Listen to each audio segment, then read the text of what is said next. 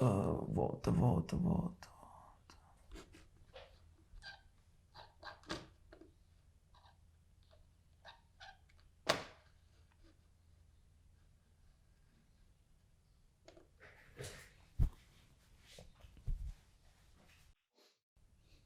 Pode ser uma certa confissão embaraçosa de se fazer uma pergunta que nos atormenta constantemente. Por que eu me sinto tão solitário? Porque talvez eu me encontro tão em desacordo com os grupos sociais à minha volta? Por que talvez eu não consigo me conectar tão facilmente com as pessoas ao meu redor? Por que eu não tenho tantos amigos? Pode ser tentador chegar a uma conclusão da qual nós menos gostamos. Será que talvez é porque eu sou uma pessoa horrível? Porque tem alguma coisa de muito errado comigo? Porque eu mereço ser odiado? Só que a resposta real para isso, ela é muito menos punitiva e até muito mais lógica do que isso. A verdade é que se sentir sozinho é uma coisa inseparável de ser um ser humano sensível e inteligente. Ou seja, é uma característica embutida de se pensar a vida de uma forma diferente. Porque toda pessoa que desenvolve uma vida mais séria, que pensa suas questões de uma forma mais complexa, toda pessoa que tenta ser ela mesma, vai em algum momento se sentir diferente das demais pessoas, diferente do resto das pessoas. E existem várias grandes razões para isso. Por exemplo, muitos dos nossos pensamentos, reflexões que nós gostaríamos que fosse conhecido e confirmado pelas outras pessoas, muito do que seria extremamente agradável de compartilhar com as outras pessoas, pode ser visto como uma coisa perturbadora para a sociedade em geral. Muitas das nossas ideias, no fundo de nossas mentes, podem ser contrárias, estranhas, diferentes ou alarmantes para serem reveladas em segurança para as outras pessoas. Nós, os membros isolados da sociedade, estamos sozinhos por uma razão muito firme e até perdoável, porque nós estamos interessados em introspecção, em pensar de uma forma diferente a vida. E as demais pessoas não são assim. Não espere que as outras pessoas levem suas vidas a sério como você leva a sua vida a sério. Quando nós convivemos em grupo, nós enfrentamos uma escolha muito difícil entre ser honesto com as pessoas ou ser aceito pelas pessoas. No final, a maioria das pessoas escolhe aceitação, ou seja, tentar ser um pouco mais honesto consigo mesmo e com as outras pessoas vai fazer com que você se sinta um pouco mais sozinho naturalmente. Por quê?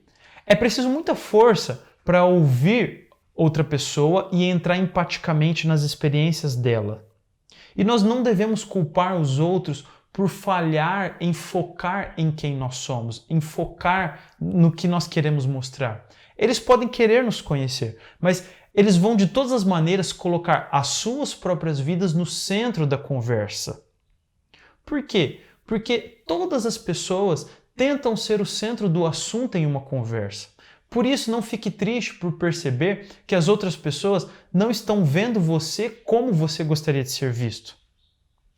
As outras pessoas podem, por exemplo, ter muitos hobbies e paixões e muito a dizer sobre uma série de coisas, mas eles simplesmente não estão interessados em olhar profundamente para dentro de si mesmos. Não é a ideia de diversão geral entrar nas suas infâncias, traçar ligações entre as suas emoções e suas ações, ou ficar muito tempo no banho ou na cama processando os eventos da sua vida, do seu passado, presente e futuro. Ou seja, introspecção, pensar a própria vida, não é o hobby da maioria das pessoas. E é exatamente essa falta de introspecção que explica o porquê que a conversa com as demais pessoas pode ficar presa em assuntos muito rasos e estranhos, como, por exemplo, ficar falando do tempo, se está frio ou calor, ou ficar falando mal de alguém. Isso explica porque que, quando nós tentamos empurrar a conversa para uma coisa um pouco mais íntima, mais vulnerável, mais pessoal, parece que, de alguma forma, nós nunca conseguimos entrar dentro do outro. Nós acabamos mais uma vez em uma rodada de discussão sobre assuntos esportivos ou o novo escândalo político. As pessoas ao redor não são necessariamente frias por não nos compreender completamente, mas elas podem parecer assim porque elas não estão interessadas em comunicar o que realmente está acontecendo dentro dos corações dela. Então, eles não estão pensando nas mesmas coisas que nós, eles não estão alinhados com os mesmos assuntos. Quando num assunto a gente está esperando ouvir alguma coisa bonita, profunda, bela, talvez as outras pessoas estejam relembrando de algum outro detalhe fora de contexto, alguma coisa trivial e superficial. Às vezes, nós até podemos nos surpreender quando do nada alguma outra pessoa diz que nos considera como um amigo próximo. Só que nós devemos aceitar que a maioria dos nossos conhecidos, por mais que eles possam em teoria querer ser amigáveis, eles não querem fazer isso a custo de olhar para dentro das suas próprias mentes. Nós somos solitários porque estamos operando com uma noção de intimidade muito menos comum que no geral. Com isso, talvez nós nos torturamos, imaginamos que nós seremos completamente abençoados se nós encontrarmos apenas uma ou duas pessoas na vida que queiram se aprofundar em sua intimidade da mesma forma que a gente quer.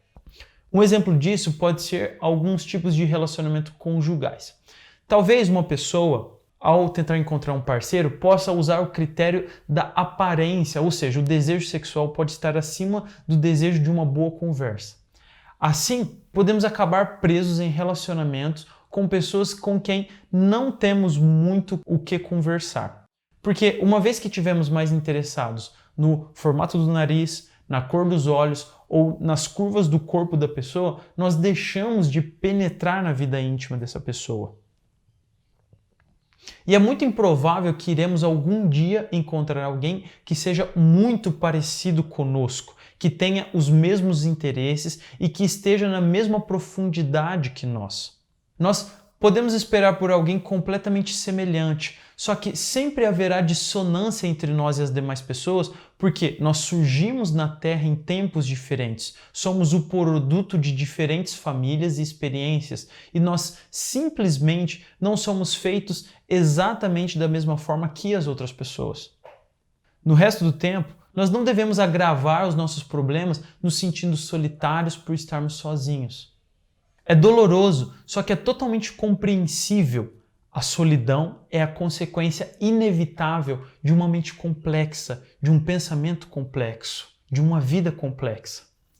Certa vez, em um momento de desespero, no final da vida, o grande escritor alemão Goethe, que aparentemente tinha muitíssimos amigos, ele explodiu amargamente dizendo: "Ninguém jamais me compreendeu e eu nunca entendi ninguém completamente. E ninguém entende alguém nessa vida." Foi um desabafo muito útil de um grande homem. Por quê? Não é nossa culpa o fato de haver um grau de dissonância e incompreensão mútua entre as pessoas. Não é um sinal de que a vida deu errado. Pelo contrário, na verdade, o que deveríamos sempre ter esperado desde o início nos nossos relacionamentos. E assim, quando nós fazemos, nós podemos colher muitos benefícios de aceitar a nossa própria solidão. Uma vez que aceitamos a nossa solidão, podemos ser criativos como escrever, desenhar, desenvolver arte, talentos, hobbies, atividades decorrentes da percepção que as pessoas ao nosso redor nunca vão conseguir entender completamente. Um exemplo disso é que a história da arte é o registro das pessoas que não conseguiram encontrar ninguém nas proximidades para poder conversar, para poder se aprofundar. Por isso que os artistas acabam cantando coisas que sentimos bem e parece que falam muito de nós mesmos. A solidão nos torna mais capazes de experimentar uma verdadeira intimidade com as outras pessoas, caso surgir novas oportunidades. Aproveitar a própria companhia eleva a conversa que temos com nós mesmos, nos dá caráter. Nós não repetimos o que todo mundo pensa. Nós desenvolvemos um ponto de vista diferente do comum, diferente das outras pessoas. Nós podemos estar isolados por enquanto, mas seremos capazes de vínculos muito mais próximos e muito mais interessantes com qualquer um que eventualmente encontrarmos posterior a esse momento de tempo conosco. A solidão pode nos tornar mais elegantes e estranhamente sedutores, porque sugere que há muito mais sobre nós para compreender do que os padrões normais de relações sociais ao nosso redor.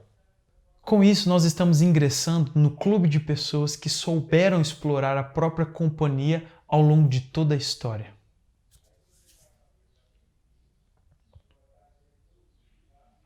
É isso. Ficou bom, galera? Onde está todo mundo indo?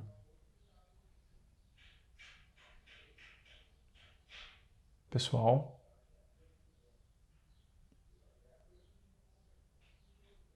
Ok.